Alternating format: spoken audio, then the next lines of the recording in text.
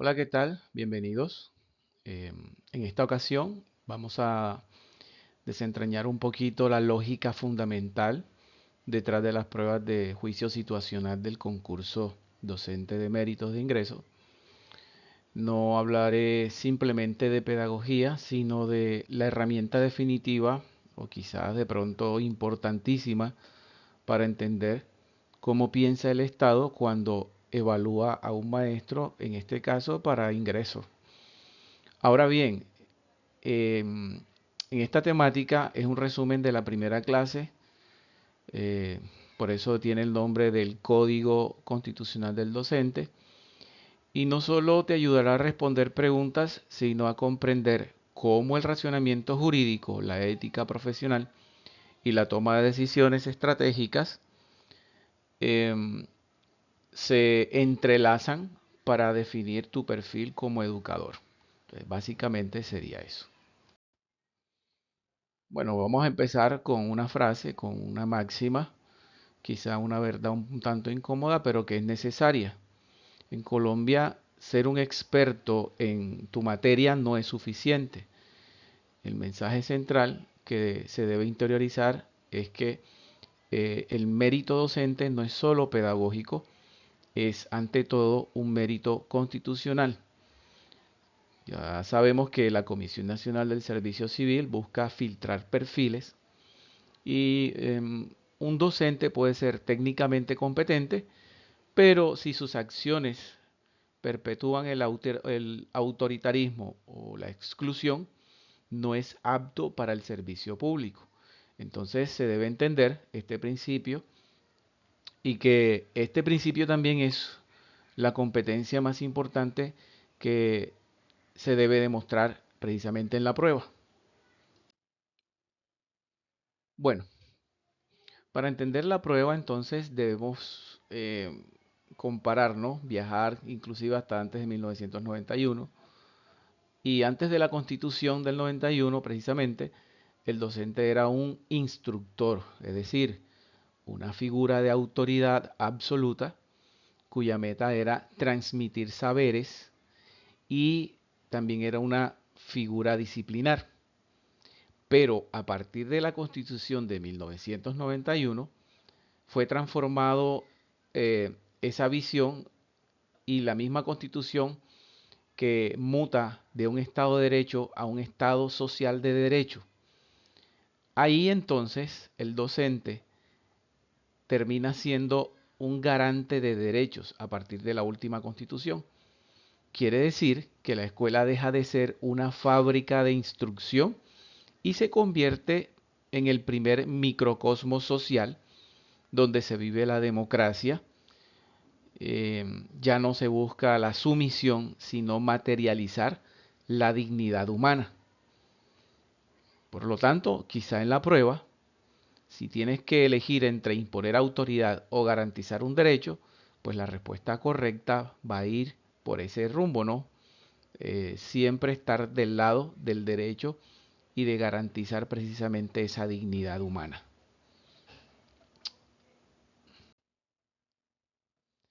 Bueno, en ese sentido, la Comisión Nacional del Servicio Civil no te va a pedir que recites artículos de memoria, eh, sino que más bien lo que va a hacer es evaluar si has internalizado esos principios en tu ADN comportamental.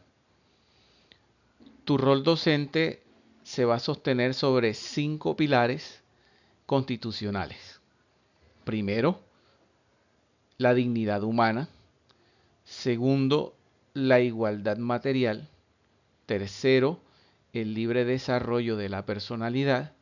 Cuarto, la democracia escolar. Quinto, la prevalencia de derechos. Y en ese sentido, entonces, vamos a tratar de desglosar cada uno para saber cómo explicarlos en las preguntas del examen.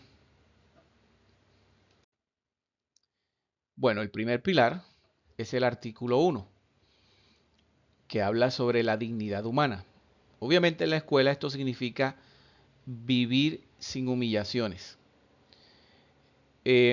Esto en la prueba es importantísimo porque una actuación inconstitucional y por ende una respuesta incorrecta vendría a ser aquella que usa el escarnio público, los apodos o frases como usted no sirve para esto, como herramienta disciplinaria.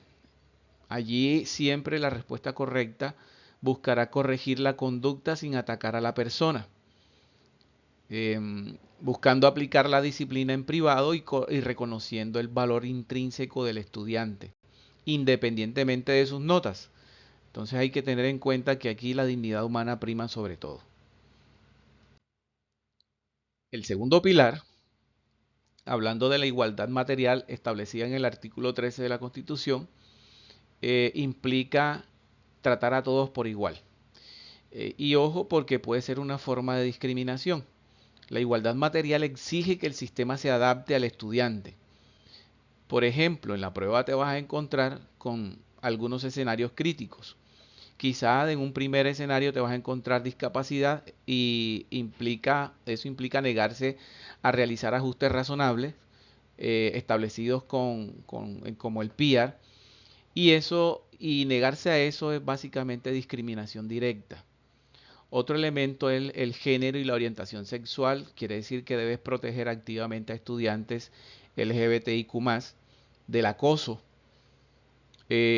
Un manual de convivencia que prohíbe muestras de afecto homosexual mientras que permite las heterosexuales es inconstitucional.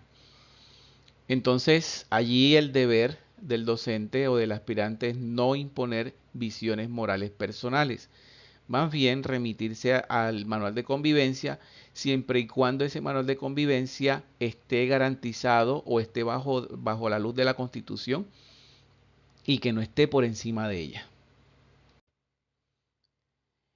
En este apartado, quizás sea el punto de más conflictos, ya que el artículo 16 de la Constitución Política y la jurisprudencia es clara también al respecto y tiene que ver con la estética personal, es decir, tratar de imponer patrones de apariencia personal, pelo largo, piercing, maquillaje. Eso no afecta el rendimiento académico. Ahora, aparece la regla de oro, el manual de convivencia no está por encima de la Constitución, lo que decía antes. Si una norma prohíbe el cabello largo, pues esa norma es inaplicable. Eh, Hay una única excepción cuando existe un riesgo objetivo a la integridad, por ejemplo, como un torno industrial o un laboratorio químico, en donde el cabello largo represente un riesgo. Ya eso es algo muy distinto a cómo se manejan comúnmente las cosas en una institución. Si es una institución educativa técnica y tiene estos posibles problemas y riesgos, entonces es perfectamente eh, entendible que se prohíba el pelo largo. Ya habrá otras maneras de hacerlo, pero por ahora en eso. En ese caso, la respuesta correcta no es córtese el pelo, sino la restricción mínima necesaria. Recójaselo, hágase no sé, un moño o algo por el estilo. Eso en cuanto a este pilar. Además, porque es muy recurrente en las instituciones educativas prohibir los maquillajes, las uñas, el corte de cabello, ciertos cortes de cabello, la tinturación del cabello, tatuajes en la piel, etcétera, etcétera. El cuarto pilar tiene que ver con la participación, la democracia. Tomando el artículo 40, el gobierno escolar no es un juego, es un derecho fundamental también. Quizá la prueba te evalúe si respetas el derecho a elegir y ser elegido, o en algún caso que mencione algo sobre eso. Entonces es inconstitucional vetar a un candidato a personero, por ejemplo, por tener bajo rendimiento académico o por ser crítico con el rector.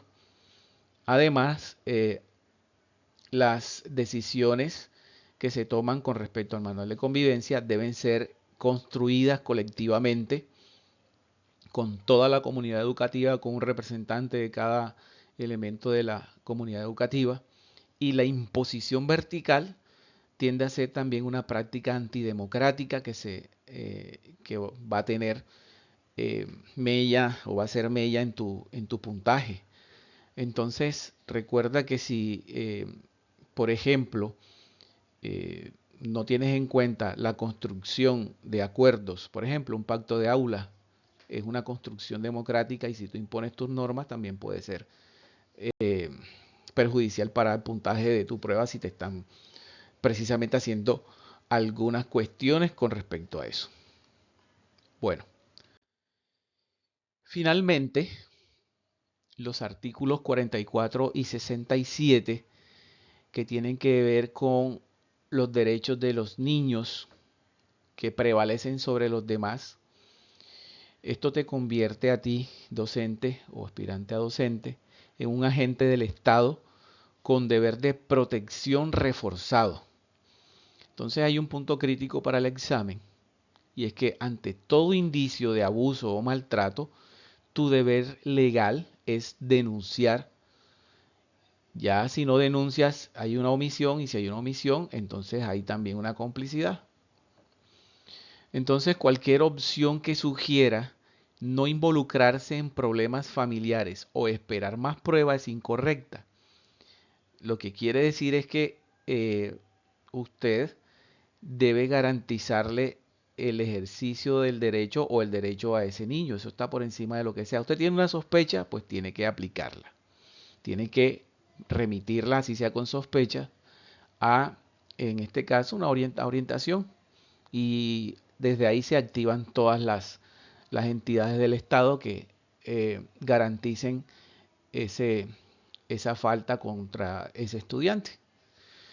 Asimismo, la labor del docente debe garantizar las 4A, que ya se las había mencionado en una clase, en la primera, que la educación sea asequible, es decir, que existan escuelas, exista la cobertura para el estudiante, que sea accesible, en otras palabras, que no tenga barreras para acceder a la educación, que sea adaptable, es decir, que haya inclusión y que sea aceptable, que la educación sea de calidad y pertinente. ¿Cómo se traduce eh, la comisión o cómo traduce la Comisión Nacional del Servicio Civil todo esto en una pregunta? Es decir, en esa pregunta que usted encuentra en las evaluaciones para responder, pues no te van a preguntar qué dice la ley con respecto a esto. Lo que van a hacer es que utilizan un decodificador para realizar esa pregunta.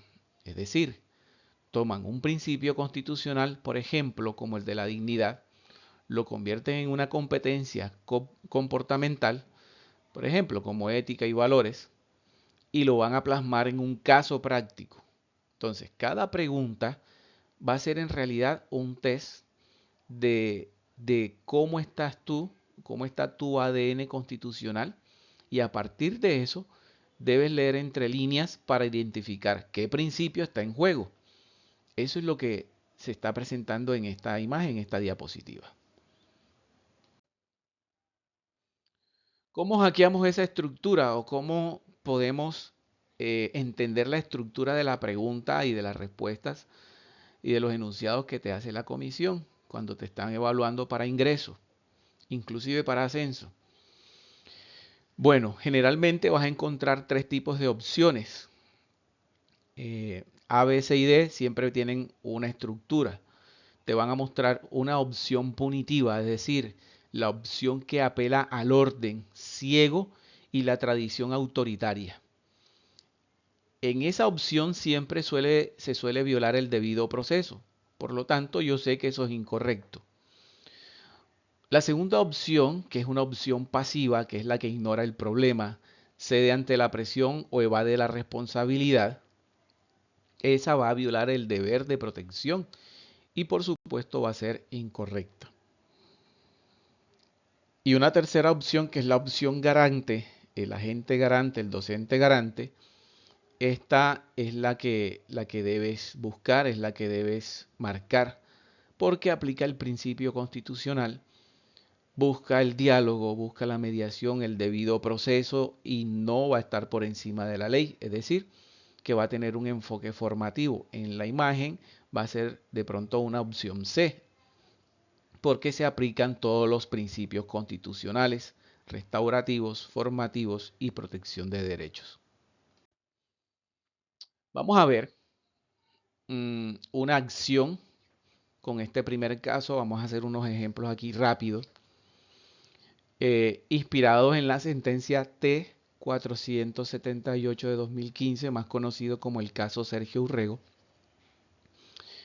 Hay un conflicto, el manual de convivencia discriminatorio, frente a la orientación sexual y frente a la discriminación, por eso. Entonces la lección para la prueba es que eh, el manual no es absoluto, el manual de convivencia no es absoluto. Si viola la dignidad humana de la persona, entonces ese manual es ineficaz.